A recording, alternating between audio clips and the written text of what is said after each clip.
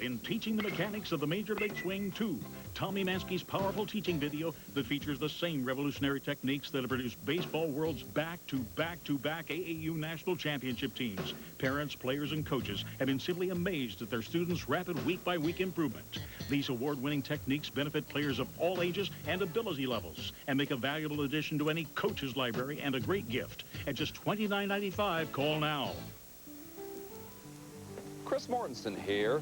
As an analyst on NFL Countdown, I pledge to you that I'll tirelessly research all stories I report.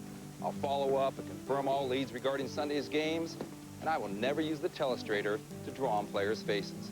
You know, mustaches, devil horns, hillbilly teeth. It's just the way we do things around here. Sunday NFL Countdown at 11 a.m. on ESPN. It's our final moto of the day. Ricky Carmichael looking to be awarded his first 250 #1 place. But right now, here's the battle for fourth behind him. And David, Robbie Rayner must have been inspired with Travis Pastrana's pit board. I guarantee you he was.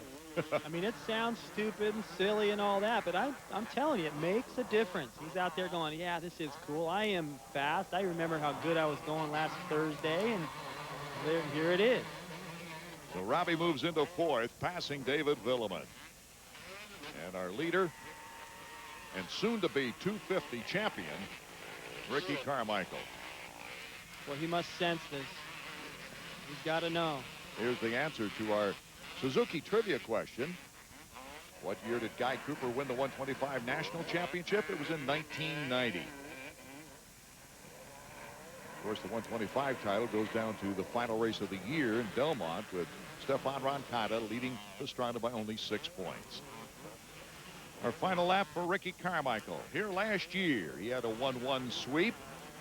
Broke his own record of 14 moto wins in a season with his 15th on way to winning 18 of the 24 motos that year. Won the title 98 with a 4th overall here at Binghamton. He also won another race here in 1997 with a 2-1 on the 125. He'd already won the title. It was his 8th victory of the year at that time.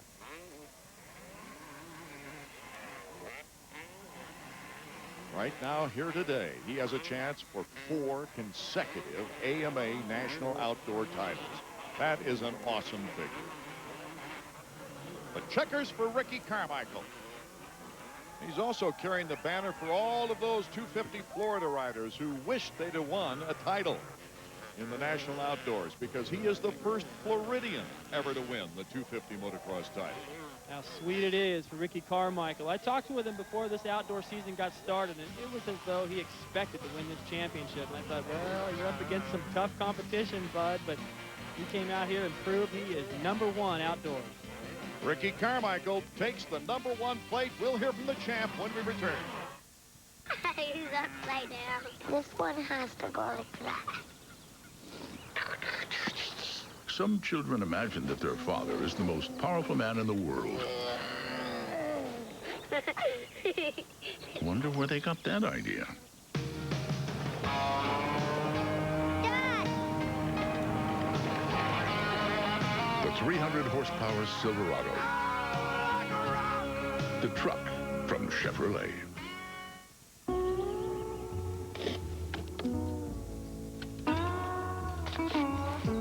Suzuki saves you work, saves your skin, and now your money. Because now during Quad Fair, when you pick up a selected Suzuki Quad Runner ATV like the automatic Quadmaster 500, you'll get a super winch for just $49.99. Plus great financing like 0 down and 9.95 APR. Tomorrow's classic. Maurice Lacroix. Tomorrow's classics.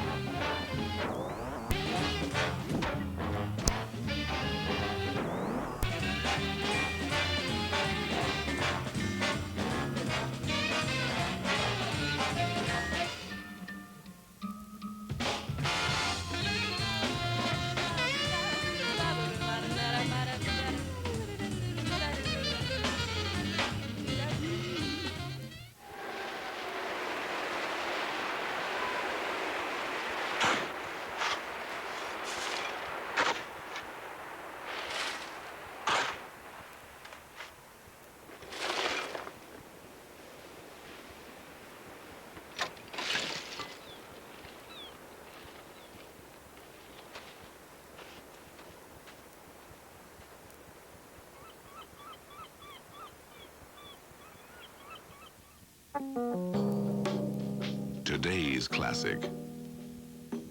Tomorrow's classic. Maurice Lacroix. Tomorrow's classics.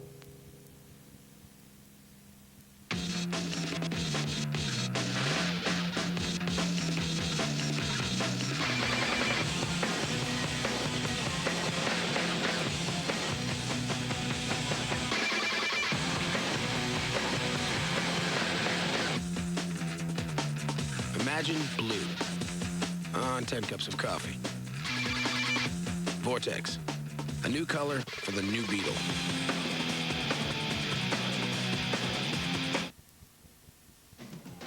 The Redbirds have a 2-0 lead before the Indians bat for the first time. Steve Smith lines up his Indians this way. Santiago Perez, the shortstop, leads off. Marco Scutaro at second base. Chris Jones in right. Kurt Bierich, first baseman, bats cleanup. Creighton Kubonic has homered twice in the series. Jose Fernandez at third. Brad Tyler in left. Damon Hollins in center. Horatio Estrada, the pitcher, batting 9. No DH in this series between two AAA affiliates of National League clubs, and Luther Hackman gets the start for Memphis.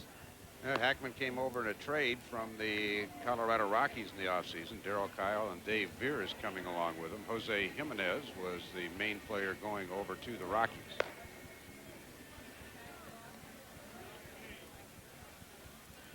So Hackman on this regular season, 8-9, 4.74. Rundown on him in a couple of seconds from his pitching coach, Bill Campbell. But first, Santiago Perez steps in to lead off the bottom half of the first inning. Perez has played some outstanding defense at short for Indianapolis, first 3 games of this series. He hasn't won a most valuable player in a game yet, but to me, if Indianapolis won today and he had a good game here, he'd get my vote. He's been very solid defensively, a couple of home runs, and has played well. Switch hitter. He's homered twice from the left side in this series. Much better hitter from this side. He hit .288 batting left-handed this year, only .220 from the right side. Great leadoff man in the postseason for the Indians. Whacks the first pitch into shallow left center for a base hit. So on an 0-1 count, Perez smacks that single to left center.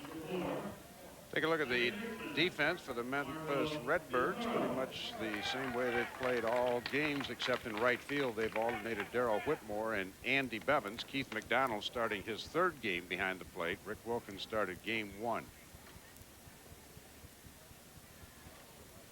Second baseman Marco Scutaro. Formerly in the Cleveland Indians organization, went to Milwaukee as part of that big trade midway through the campaign before the trade deadline between the Indians and Brewers. It was a 6-player trade. It turned out to be 7 as Steve Smith flashes signs over to Perez into Scutaro. Kane Davis, Paul Rigdon, Richie Sexton, and Scutaro coming over to Milwaukee for Jason Bray, Steve Woodard, and Bob Wickman. Woodard gave him a great outing yesterday in a game against Pedro Martinez, but Bray got roughed up today.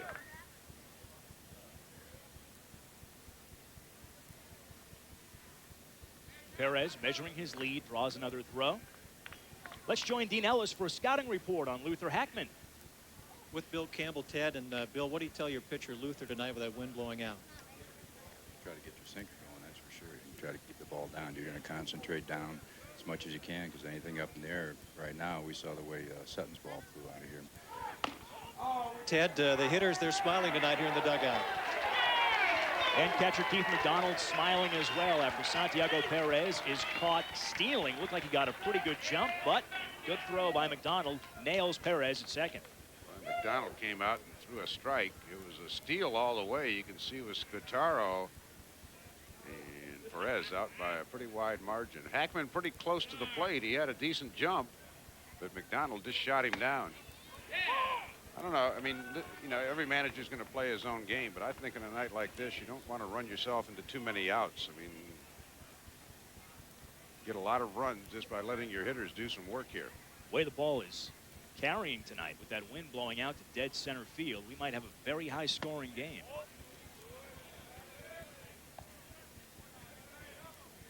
Perez hanging his head a bit after getting caught stealing.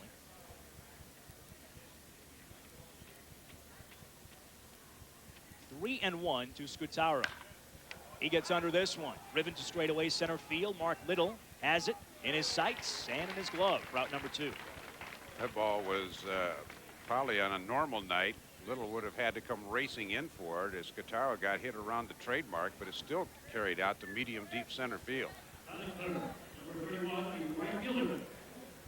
Chris Jones getting the start in right field. Indianapolis manager Steve Smith had to shuffle the lineup with the back stiffness that's plaguing Lyle Mouton. Jones hitting the number 3 hole tonight, despite going 0 for 7 in the series with 4 strikeouts so far. Good pitch by Hackman down in the zone, a get-ahead strike. Almost all these Memphis pitchers work out of that side saddle motion as the windup. Jones behind 0-2 as Hackman finds the outside corner with the fastball. Jones, a former major leaguer with several different teams, including the Mets, Reds, Rockies. Now in the Brewers organization.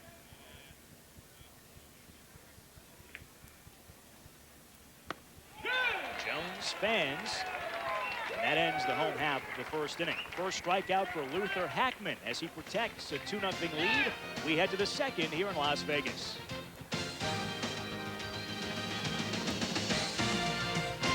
Rubber baby buggy bumpers. Rubber baby buggy bumpers. A-E-I-O. They just record you saying the alphabet, moving your face around, and then whenever the boys in R&D want to put you in one of those new ESPN video games, they have everything they need.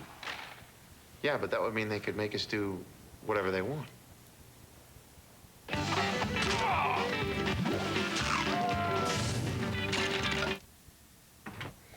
Number 34.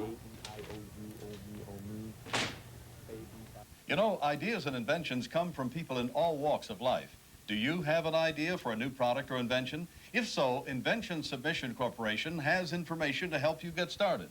ISC is America's largest inventor service firm. Call now and learn how to submit your idea to companies through ISC's data bank and apply for a patent.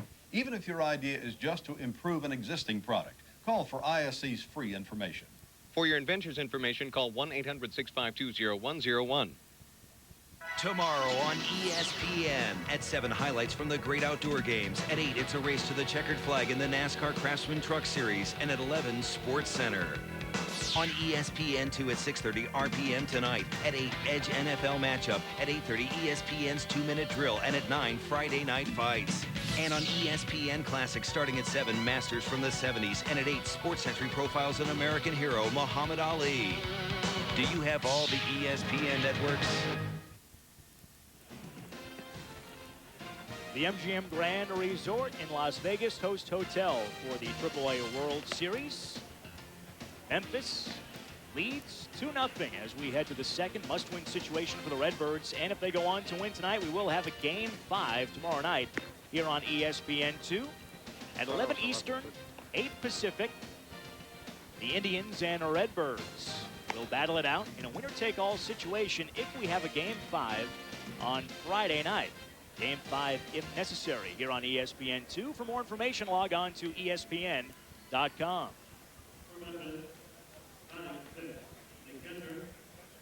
Keith McDonald came up with the St. Louis Cardinals earlier this season, leads off the second. McDonald back from a bout of strep throat. I found out something kind of interesting before the game. McDonald may have hit home runs in his first 2 at-bats with the Cardinals, the first National Leaguer to ever do it. But the bat he used belongs to pitcher Rick Heiserman, so Heiserman's bat's in the Hall of Fame. McDonald might wish he had it back. Gives this one a ride to right center field. Hustling to his right to haul it in, Chris Jones. Nice running grab. Route number 1. Chris thought that ball was going to be in, and all of a sudden at the last second with that extra carry, he had to jump. He was kind of taking an angle, cutting across and coming in, and it still carried out there. The higher the ball's hit, the more the wind's going to get a chance to play with, as we saw with the ball Larry Sutton hit. Andy Bevins getting the start in right field. Scuffling a bit in postseason play. Take strike one from Estrada. I remember playing a game in college at Wisconsin, trying to play for the Big Ten championship. The wind was blowing even harder than this. One time I hit a pop-up to shortstop, threw my bat down, and the ball went out of the ballpark. That's how much the wind can affect it. Nice play by Perez in the hole as he continues to sparkle defensively. He has been stellar in the field. Goes to the backhand side, sets and releases. Good strong throw to first base. So Santiago Perez, who originally signed with the Tiger organization, but had a nice year for the Brewers. They tell us he was erratic during the regular season. He'd get in some fielding slumps and make a slew of errors over a few games, and then he'd be fine for a while. But he's been terrific in this series.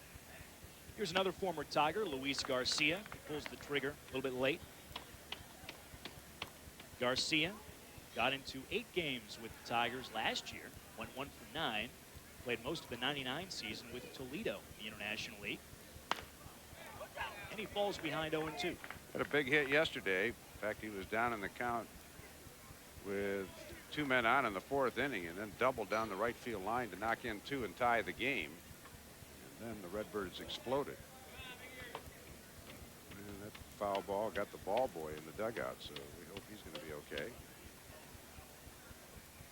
And not sure if that was Galen Pitt's son or not. Yeah, it's Galen Pitt's son, so Galen Pitt's the third base coach and manager, is going to go in and tend to his son right now.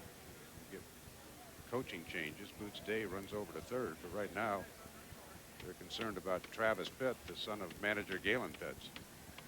So Day moves over to coach third. He had been coaching at first, and Steve Beezer, utility man, used as a pinch hitter earlier in this series, comes off the bench to coach first, and we certainly hope that Galen Pitt's son is okay.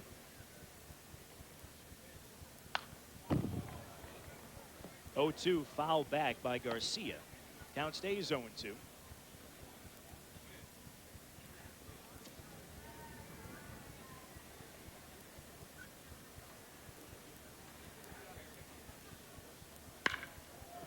Lifted to right. Again, Jones moving to his right, makes a leaping grab. That ball took off on him at the last moment, but he hauls it in. And Horatio Estrada sets down the Redbirds. 1-2-3 in the top of the second. We'll head to the home half here at Cashman Field in Las Vegas. The Redbirds have the early jump. It's 2-0. ESPN's 2-Minute Drill, Mondays at 7, hosted by Kenny Mayne.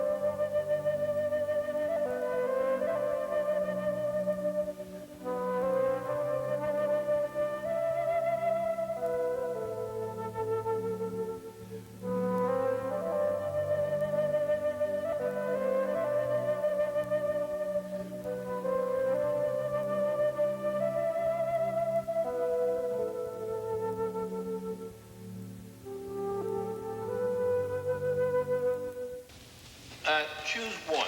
Either Wendy's delicious classic double with cheese or Heather. What was that again? Choose either Wendy's classic double made fresh so it's very hot and juicy or Heather. Wow, that's a tough one. Well? Heather? That's never happened before. Yeah, I knew it. We should have added Biggie fries and a drink. Wendy's classic double with cheese, bliss, at least when it comes to hamburgers.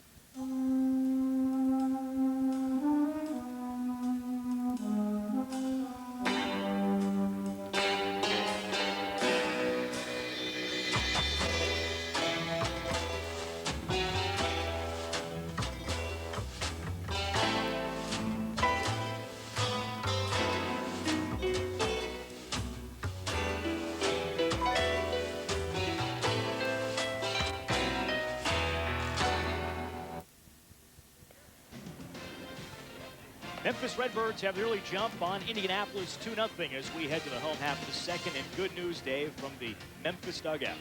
Yeah, Travis seems to be fine. So the ball hit the dugout wall and ricocheted back and hit him in the head. And obviously, Galen Pitts, manager, and everybody concerned, but he appears to be fine, and that's certainly good news.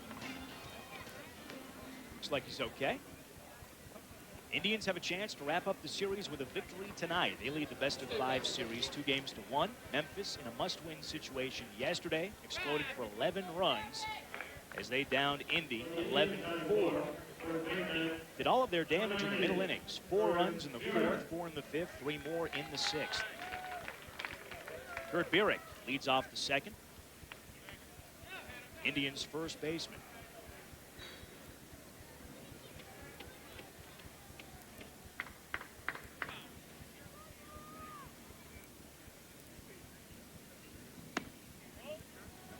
Bierich takes the ball inside. Let's rejoin Dean Ellis with some information from field level. Dean.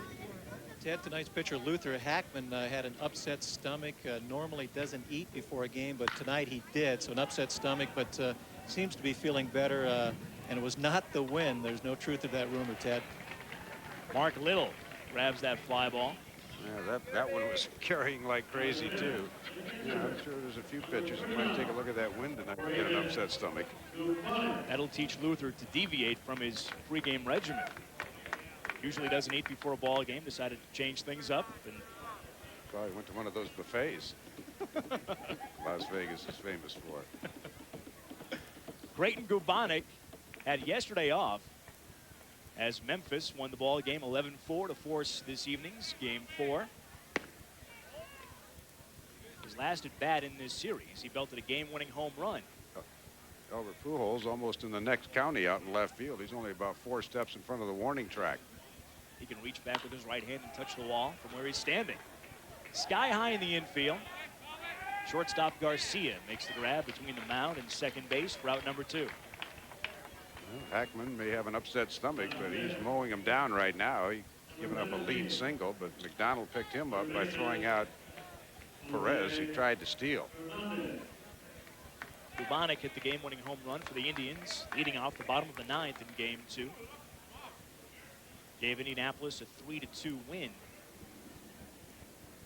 Jose Fernandez, formerly in the Montreal organization.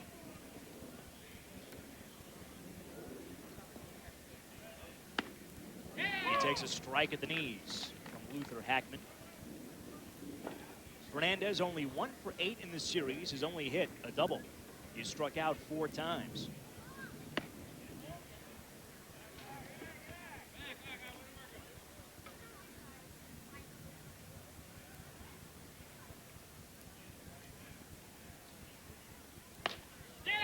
Fernandez pulls the trigger a little bit late, falling behind 1-2. Yeah, Hackman reached back at the best fastball he's thrown. He had a little extra giddy up upstairs on that one. So Luther Hackman pitching well in the early going here for Memphis. The key tonight here, Cashman Field, keep the ball down. Wind is blowing out to center field at a good clip. Just missed 2-2. Well, we saw Indianapolis, we talked about it at the top of the telecast, beat the ace of the Memphis team, Bud Smith, on Monday. Now Memphis trying to beat the ace of Indianapolis and the leading winner in the International League, Horatio Estrada, tonight. And they have a 2-0 lead. Fernandez lays off the slider, forcing a full count. Just missed.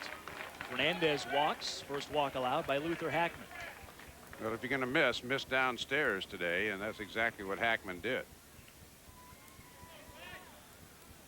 Originally chosen by the Rockies in the 6th round of the June '94 free agent draft, Luther Hackman, 6'4", 195 pounds. He'll turn 26 on October 6th. Makes his home in Memphis, Tennessee. Brad Tyler has had a rough go of it in postseason play, hitting below the Mendoza line. Sure, Hackman probably didn't mind leaving altitude. AAA for the Rockies is Colorado Springs. That's at 6,000 feet. Denver, of course, at 5,280. Tyler gives it a ride. Deep left center field. Little takes an angle, and he hauls it in just shy of the wall for the out that retires the side. Indians held off the board for the 2nd straight inning by Luther Hackman. We go to the 3rd here in Las Vegas.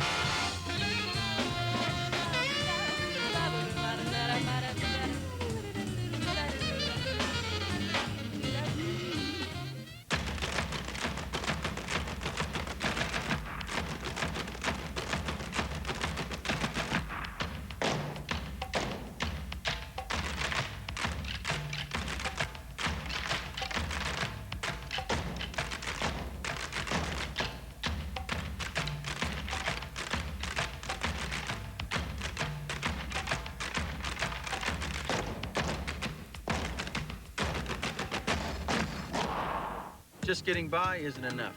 I want to succeed. That means doing more, being smarter, performing at my best. It's a demanding life, and it uses up nutrients. New Centrum Performance helps replace them. It starts as a complete Centrum Multi. Then we add energy essential nutrients, including increased levels of key B vitamins, antioxidants, plus ginseng and ginkgo. It helps energize my mind and body. Life's demanding, but I thrive on it. Centrum Performance. Life demands it. I see a little silhouette of a kind. Mountain Dew, time to do the slam dunk go. Citrus taste and quenching, very, very exciting me. Fantastico, Figaro. Here we go.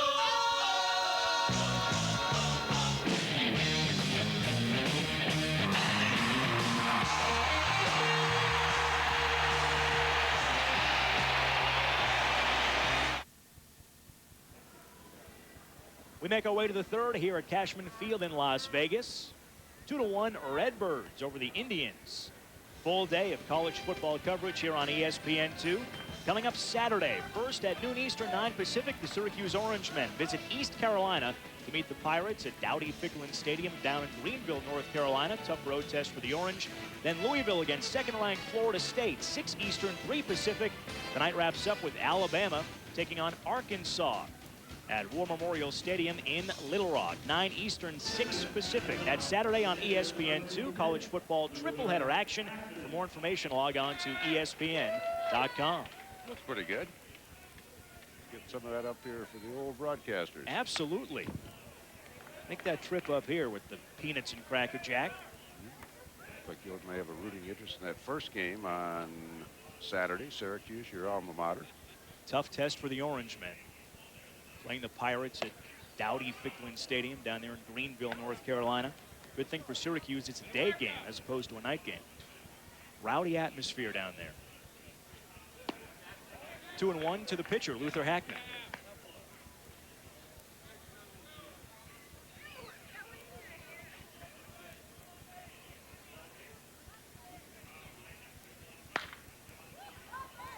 Marco Scutaro scoops and retires. Luther Hackman.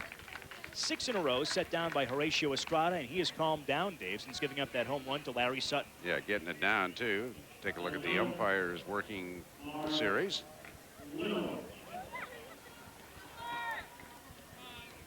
I believe Heath Jones is working the plate, and Rob Cook's at third base, so we'll correct that a little bit. Heath Jones out of the PCL, the big guy, is working the plate today. Mark Little takes a strike after striking out swinging to begin the ball game.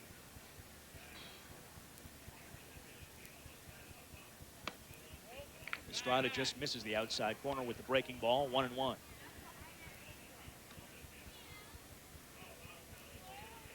Little 2 for 11 in the series.